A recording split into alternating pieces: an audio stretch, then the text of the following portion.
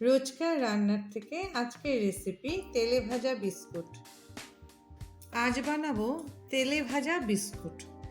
আমি এখানে salted biscuit নিয়েছি, আর লাগবে কর্নফ্লাওয়ার নিয়েছি 1 চামচ, একটা কাঁচা ডিম, ধনে পাতা, একটু রসুন 2 কোয়া, কাঁচা লঙ্কা, মটরশুঁটি সিদ্ধ করে নিয়েছি, হিং আর সিদ্ধ ডিম।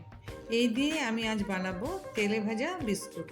তো আমি এখন এই মটরশুঁটিটা, এই ধনে পাতা আর এই 2 কোয়া রসুন আর এই কাঁচা লঙ্কা যে যেমন ঝাল খায় এটা আমি পেস্ট করে নেব।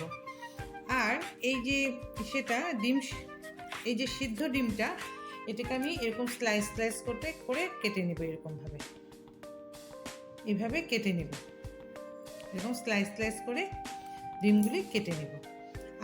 আর এটাকে, এই কর্নফ্লাওয়ারটাকে একটু নুন দিয়ে আর কাঁচা ডিমটা দিয়ে গুলে নেব। তো এই আমি শুরু করি তেলে ভাজা বিস্কুট তৈরি করা। এটা গরম হয়ে গেছে, এখন আমি 1 চামচের মতন তেল দিয়ে দিলাম। এই মটরশুঁটিটা যে পেস্ট করেছি, এই মটরশুঁটিটাকে একটু করার জন্য, সাতলানোর জন্য এই চামচ এরকম ধরো 1 চিমটির মতন হিং দিয়ে দিলাম তেলটার মধ্যে। এখন আমি তাতে এই যে মটরশুঁটিটা পেস্ট করেছি, কাঁচা লঙ্কা, রসুন আর ধনে পাতা দিয়ে এটা আমি একটু মানে জল ভাবটা একটু টানিয়ে নিই। তারপরে আমি দেখি এই যে মটরশুঁটিটা এরকমভাবে আমি জলটা শুকিয়ে নিলাম। তো এখন ঠান্ডা হলে আরেকটু টেনে যাবে। তো এইরকম যখন থাকবে তখন আমি এটা অফ করে দিলাম। এই পুরটা আমার তৈরি হয়ে গেল। গ্যাসটা অফ করে ঠান্ডা হবে। তো এখন একটু লবণ দিয়ে দিলাম তাতে। আর যে যেমন স্বাদ খায়, পুর তো বেশি একটু লবণ দিলাম না, অল্প লবণ দিয়ে এটাকে একটু ঠান্ডা হতে দিলাম। যে কর্নফ্লাওয়ারটা আমি এরকম মানে পাতলা একটু জল দিয়ে আর লবণ দিয়ে কর্নফ্লাওয়ারটা গুলে নিয়েছি।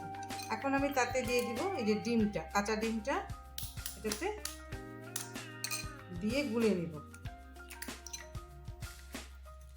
দিয়ে এটাকে ভালো করে গুলে নিব।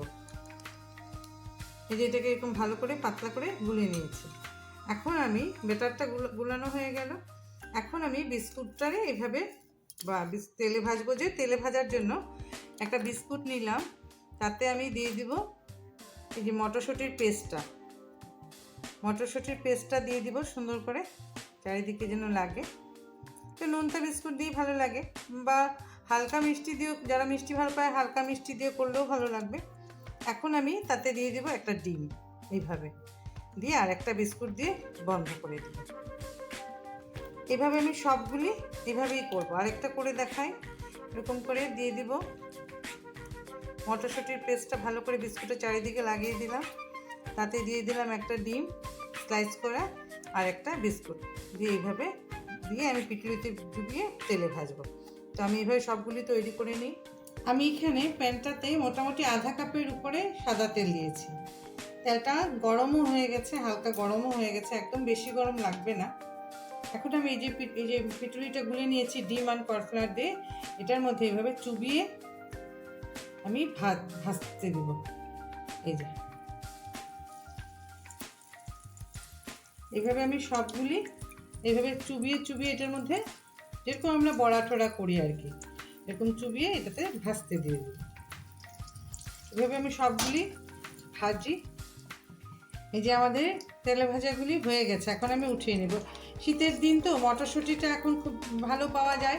এরকম মটরশুঁটি দিয়ে ডিম দিয়ে সন্ধ্যার সময় যদি খাই, একদম কড়া করে 1 কাপ চা আর এরকম একটা তেলে ভাজা বিস্কুটের, তামাম লাগবে। বা কেউ আসলেও আমরা দিতে ভালো ফটাফট হয়ে যায়, কারণ আজকাল বেশিরভাগ মানুষই মিষ্টিটা খেতে চায় না।